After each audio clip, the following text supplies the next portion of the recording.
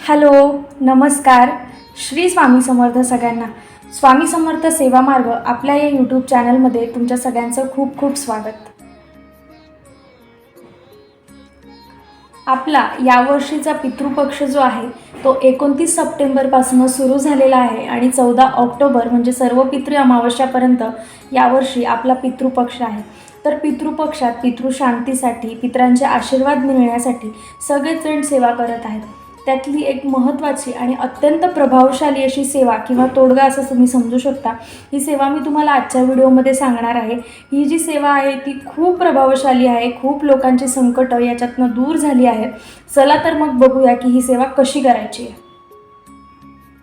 तर सगळ्यात महत्त्वाचं म्हणजे खूप काही मोठी सेवा नाही आहे, सेवेला वेळ लागणार नाही आहे, अगदी 5 मिनिटाची सेवा आहे. सेवा म्हणजे काय, तर फक्त आपल्याला एक दीप प्रज्वलित करायचा आहे. अवघे फक्त 5 ते 2च मिनटं या सेवेसाठी लागतील. तर ही सेवा टाळू नका. पितृपक्ष संपायच्या एकदा तरी जरूर प्रत्येकाने ही सेवा करायलाच हवी. याचे फरक तुम्हाला नक्की तुमच्या आयुष्यात, तुमच्या घरावर जाणवून येतील. तर आपल्याला काय सेवा करायची आहे, पितृपक्ष सुरू आहे, आपण पितरांसाठी सेवा करत आहोत. तर पितरांसाठीच या पितृपक्षात आपल्याला आणखी एक सेवा करायची आहे, ती म्हणजे पितृशांतीसाठी आपल्याला एक दीप प्रज्वलित करायचा आहे, एक दीपदान करायचा आहे. जसं आपण दिवाळीच्या काळात दीपदान करत असतो, यमाला दीपदान करत असतो, तशाच प्रकारे आपल्याला एक दिवा पितृंच्या नावाने आपल्याला प्रज्वलित करायचा आहे घराच्या चौकटीच्या बाहेर. तर त्या सेवेसाठी काय काय साहित्य लागणार आहे ते मी आधी दाखवते आणि मग दीप कसा प्रज्वलित करायचा ते सांगते. तर चला तर मग बघूया. सगळ्यात आधी आपल्याला दीपदान करायचं आहे, दीप प्रज्वलित करायचा आहे. तर सगळ्यात आधी एक दिवा आपल्याला लागेल.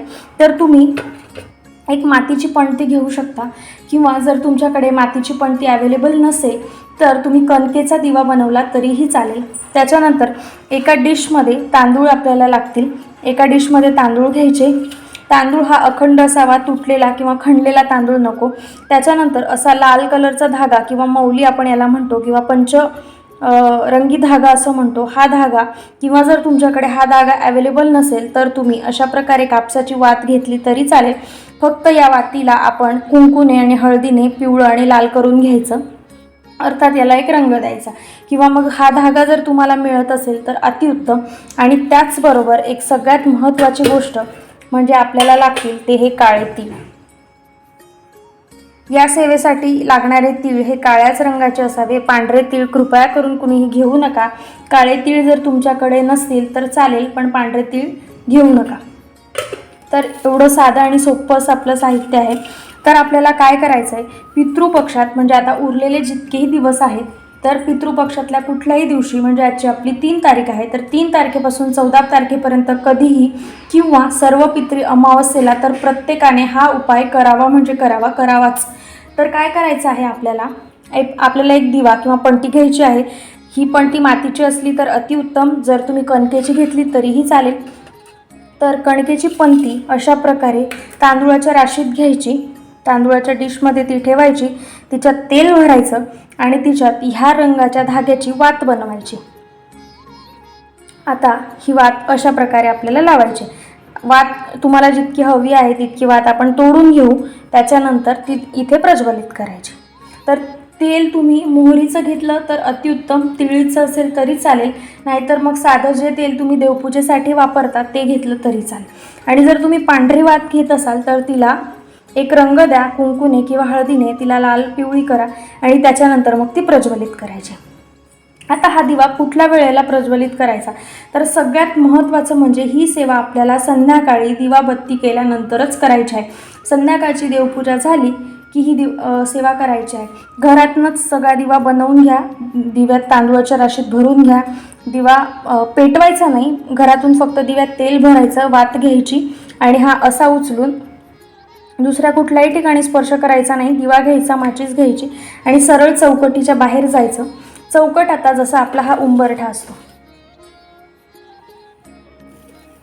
तर प्रत्येकाची जी पूर्व पश्चिम चौकट आहे तर असा हा उंबरठा असेल. तर समजा पूर्व, पश्चिम, उत्तर आणि दक्षिण असेल तर या दक्षिण दिशेला तोंड करून बसायचं. आणि ही समजा आपली दक्षिण दिशा आहे, म्हणजे तुमच्या घराची जी असेल ती, माझ्या घराची ही दिशा आहे, तर दक्षिण दिशेला अशा याच्यात ही पंती ठेवायची.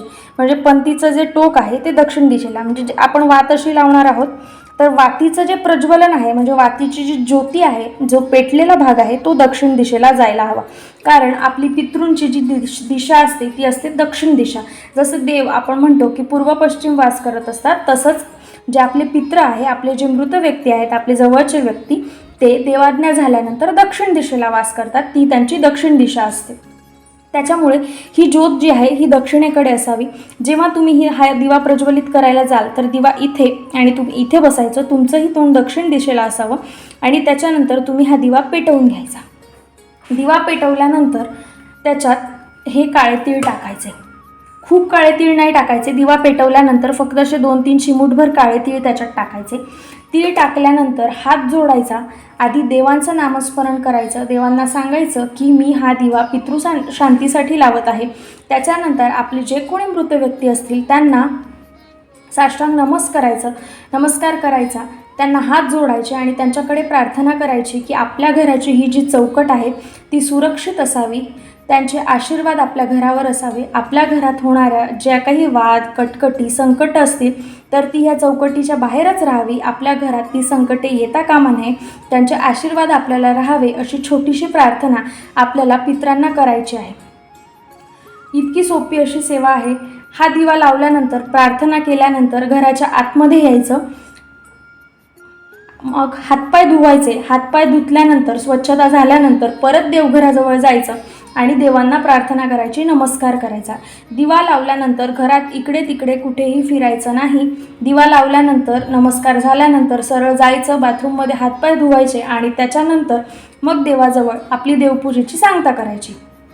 पण कुठेही इकडे तिकडे स्पर्श करू नका. दिवा लावत असाल तर आजूबाजूच्या लोकांशी बोलू नका. आता आपण हा घराच्या बाहेर दिवा लावणार आहोत तर शेजारी पाजारी भेटतील, तर या सेवेच्या वेळेस गप्पा करायच्या नाही. कुठल्याही प्रकारच्या घरातल्यांशी सुद्धा गप्पा मारायच्या नाही. जेव्हाही तुम्ही देवघराजवळून दिवा चौकटीजवळ घेऊन जाताय तर अगदी तोंडाला कुलूप असावं, म्हणजे काहीही एकही शब्द बोलायचा नाही. पूर्ण सेवा करायची, घरात यायचं, हातपाय धुवायचे आणि त्याच्यानंतरच बाकीच्या गोष्टी करायच्या. मध्ये कुणाशीही बोलायचं नाही, कारण सेवा करतो तेव्हा आपली सेवा डिस्टर्ब होते. जेणेकरून असं काही होणार नाही याची प्रत्येकाने काळजी घ्यायची. आता हा दिवा संध्याकाळी देवपूजेनंतर लावायचा, म्हणजे अंधार पडल्यानंतरच लावायचा. तर दिवा शक्यतो तुम्हाला जितकं भरायचं आहे तितकं भरायचा. दिवा 5 मिनटं चालला तरीही चालेल, पुढचे 2 तास चालला तरीही काहीही हरकत नाही. दिव्यात जितकं तेल असेल तितकं चालेल, काही हरकत नाही. दिवा लावल्यानंतर 2 मिनटात विझला तरीही काहीही हरकत नाही. सगळ्यात महत्त्वाचं म्हणजे दिवा विझल्यानंतर दिवा घरात आणायचा नाही, तो दिवा बाहेरच ठेवायचा. तर आता समजा तुम्ही उद्यापासून दिवा लावला आणि उद्यापासून 14 ऑक्टोबरपर्यंत हा दिवा बाहेरच ठेवायचा. तर तुम्हाला जितके दिवस दिवा पेटवायचा आहे प्रत्येक दिवशी वेगळा दिवा घ्यायची गरजच नाही.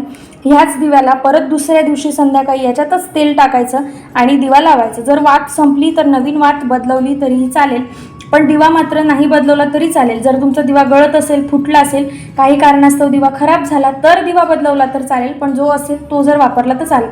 फक्त एक काळजी घ्या की लावलेला पेटवलेला दिवा, म्हणजे जो दिवा, जी पणती आपण अर्पण केलेली आहे ती घरात आणायची नाही. त्याच्यानंतर जर तुम्ही आता रोज सेवा केली तरीही चालेल, पण जर पितृपक्षात तुम्हाला एक दिवस जमलं, काही अडचणीसवर तुम्ही बाहेर जाताय किंवा विटाळ आला आहे किंवा सुतक आला आहे तर त्या दिवशी ही सेवा करायची नाही. किंवा एक दिवस केला तरीही चालेल, पण कुठल्याही काळात जर तुमच्याकडनं जेणेकरून सेवा जमत नाही आहे काही हरकत नाही, तसंच असू द्या. शेवटच्या दिवशी सर्व पितृ अमावस्या असेल तर त्या दिवशीसुद्धा आपल्याला हा दिवा प्रज्वलित करायचा आहे. पूर्ण पितृपक्षात नाही जमलं तरी चालेल, फक्त अमावस्येच्या दिवशी जरी हा तोडगा केला तरीही काही हरकत नाही. अमावस्येच्या दिवशी, शेवटच्या दिवशी दिवा लावायचा आणि त्याच्यानंतर दिवा विझल्यानंतर दुसऱ्या दिवशी तुम्ही हा दिवा वाहत्या पाण्यात प्रवाहात टाकला तरी चालेल किंवा मग निर्माल्यात टाकला तरीही चालेल. जवळपास नदी वगैरे नसेल काही हरकत नाही, तुम्ही निर्माल्यात टाकला कुठल्याही मंदिरात जाऊन तरीही काही हरकत नाही. फक्त दिवा कुठल्याही प्रकारे तुम्ही घरात आणू नका, एवढीच काळजी आपल्याला घ्यायची आहे. तर अगदी अत्यंत सोपी आणि साधी सेवा आहे.